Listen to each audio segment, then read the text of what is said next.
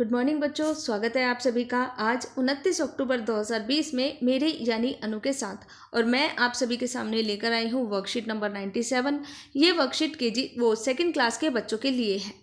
इस वर्कशीट में आज हम करेंगे वचन बदलो, जिसको डिज़ाइन किया है directorate of education GNCT of Delhi ने।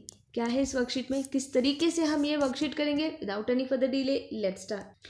किसी भी वर्कशीट को शुरू करने से पहले बच्चों मैं हमेशा आप सभी को याद दिलाती हूँ कि आपको विद्यार्थी का नाम, class and section, class teacher का नाम प्लस डेट, ये सारी चीज़ें तो लिखनी ही है। साथ ही बुक का नाम, लेसन का नाम और टाइटल, ये सारी चीज़ें भी लिखना ज़रूरी है। आज का हमारा टाइटल है एक और अनेक यानी वचन बदलो। आज कुछ नया सीखने की शुरुआत करते हैं और ये शुरुआत हम आपके स्कूल बैग से करते हैं। आपके स्कूल बैग में कितनी किताबें रखी हैं, आपको उनको गिनना है और गिनकर बताना है। अब आपको ये बताना है कि आपके स्कूल बैग में एक किताब रखी है या एक से ज़्यादा किताबें रखी हैं।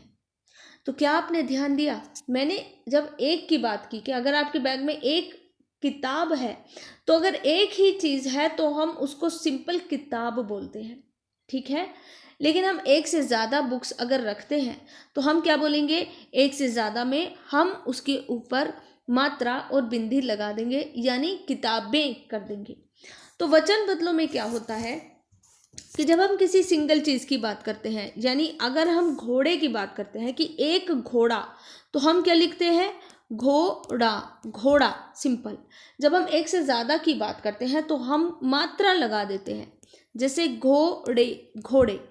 तो घोड़ा जब बोलते हैं तो हम एक घोड़े की बात कर रहे हैं, लेकिन जब हम घोड़े बोलते हैं तो एक से ज़्यादा की बात कर रहे हैं, ठीक है। इसी तरीके से जब हम एक की बात करते हैं, तो जब हम एक मकड़ी की बात करते हैं तो हम मकड़ी लिखते हैं, ठीक है। लेकिन एक से ज़्यादा मकड़ी की बात करते हैं तो हम मकड़ियाँ लिखते हैं, ठीक है। ये चीज़ आपको अच्छे से ध्यान में रखनी है। एक चीज़ की बात करते हैं तो सिंपल लिखेंगे बिना मात्रा के, लेकिन एक से ज़्यादा चीज़ों की बात करते हैं तो फिर हम उसमें मात्रा या बिंदी लगाएंगे। जब एक वस्तु या प्राणी की बात होती है तो उसके लिए शब्द के एक वचन का प्रयोग किया जाता है, जैसे किताब। और जब किसी वस्तु या प्राणी के बारे में एक से अधिक होने की बात होती है तो शब्द के बहुवचन का प्रयोग किया जाता है, जैसे किताबें। तो एक चीज़ की अगर हम बात करते हैं तो वो एक वचन आता है, लेकिन एक से ज़्यादा चीज़ों की अगर हम बात करते हैं तो वो बहुवचन आता है। तो हम इसको वचन बदलो कहते हैं। एक वचन से बहुवचन में हम इसको कन्वर्ट कर देते हैं। तो खाली जगह पर शब्द का एक या अनेक रूप सोचकर आपको बताना है। आपको बताना है कि वो एक वचन है या बहुवचन है। यहाँ पर देखिए, यहाँ पर लिखा है घोड़े की 2 डैश होती है। अब 2 है, एक से ज़्यादा है तो हम क्या करेंगे, बहुवचन का इस्तेमाल करेंगे। तो 2 क्या होती है, आँखें। तो कौन सा वाला पॉइंट आएगा, आँखें, जिसमें मात्रा और बिंदी दोनों लिखी है, ठीक है। बहुवचन में याद रखिएगा मात्रा आ जाती है। इसी तरीके से मकड़ी की 8 डैश होती है, 8 टांग होती है। अगर हम बोलेंगे मकड़ी की 8 टांग होती है तो वो गलत हो जाएगा, क्योंकि ये एक वचन है। हम क्या बोलेंगे, हम बोलेंगे टांगे। क्या, टांगे। मकड़ी की 8 टांगें होती है, ठीक है। इसी तरीके से मेरे पास एक गुब्बारा है, तो एक है, तो एक के लिए एक वचन का इस्तेमाल होगा, यानी गुब्बारा। हम यहाँ पर गुब्बारा लिखेंगे। और ये आपको लास्ट में खुद से करना है। डैश बरसात में खेल रहे हैं, तो बच्चा खेल रहा है या बच्चे खेल रहे हैं, ये आपको खुद से पता लगाना है। नेक्स्ट क्वेश्चन, बच्चों हमने ऊंट चला कविता तो पढ़ ली। अब नीचे लिखे वाक्यों को सही क्रम में लगाते हैं, यानी हमें ये जंबल वर्ड्स दिए गए हैं। इन जंबल वर्ड्स को सही करके हमें प्रॉपर सेंटेंस बनाना है, प्रॉपर वाक्य बनाना है। और इसी तरीके से हम ऊंट के बारे में कुछ रोचक बातें करेंगे।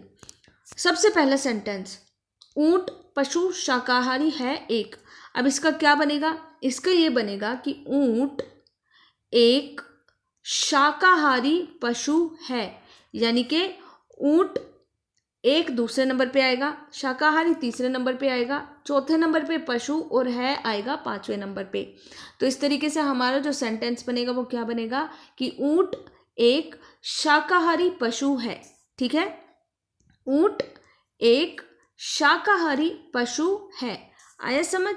नेक्स्ट, ऊंट बालू में भी नहीं फंसता। क्या बनेगा इसका सेंटेंस? ऊंट बालू में भी नहीं फंसता, है ना। तो ऊंट सबसे पहले आएगा, फिर दूसरे नंबर पे बालू आएगा, तीसरे नंबर पे में आएगा, फोर्थ नंबर पे भी, फिफ्थ नंबर पे नहीं, और सिक्स्थ नंबर पे फंसता। तो इस तरीके से हमारा सेंटेंस क्या बनेगा कि ऊंट बालू में भी नहीं फंसता। ठीक है। लास्ट ये क्या बनेगा, इसको पढ़िए। ऊंट रह बिना पानी सकता दिनों तक कई के है। तो इसको पढ़ के हमें क्या पता चल रहा है कि ऊंट बिना पानी के, ऊंट बिना पानी के कई, ये रहा कई दिनों तक रह सकता है। तो इससे हमारा सेंटेंस क्या बनेगा कि ऊंट बिना पानी के कई दिनों तक रह सकता है। ठीक है। तो इस तरीके से ऊंट के बारे में हमने कुछ रोचक बातें भी जान ली। पेरेंट्स के लिए सुझाव क्या है कि बच्चों के साथ राजस्थान में हर साल लगने वाले ऊंटों के बहुत बड़े मेले यानी पुष्कर मेले के बारे में थोड़ी सी आप चर्चा कीजिए, और इस बेसिस पे बच्चों को बताइए पुष्कर मेले की खासियत क्या होती है। उसमें ऊंट पार्टिसिपेट करते हैं और ऊंट के बारे में भी आपको कई रोचक चीज़ें बच्चों को बता सकते हैं। अब कोविड-19 से कैसे बचना है? बचना आसान है। आप अपने हाथों को साबुन व पानी से नियमित रूप से बार बार धोते रहिए, और अगर साबुन या पानी अवेलेबल ना हो तो हाथों को सैनिटाइजर से साफ करते रहिए। इतना ही नहीं, घर से बाहर जाएंगे तो मास्क ज़रूर पहनेंगे, और अपने साथी के बीच में कम से कम 6 फीट की दूरी बना के रखेंगे। फिलहाल यहाँ पर लेती हूँ आप सभी से विदा। जल्द मुलाकात होगी नए सेशन में नई वीडियो के साथ। तब तक के लिए good bye and God bless you all.